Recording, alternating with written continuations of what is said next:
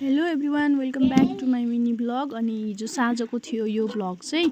Mummy घरमा हुनुहुन्थेन, बाबु र म मात्रै थियौँ। त्यही भएर म आगोनिरै बसेर हरियो साग धोइभरि सबै गरेर काटिराखेको थिएँ। आजभोलि हामी प्रायः जस्तो बेलुका आगोमै पकाउँछौँ, किनकि चिसो धेरै बढेको छ। अनि आगोनिर बसेर त्यहाँ आगो पनि ताप्ने अनि खाना पनि बनाउने भएर। अनि आगोमा धेरै भाँडाहरू लगाउनु मिल्दैन, यही भाँडा युज गर्ने भएर यसमै म साग बनाउँदै थिएँ।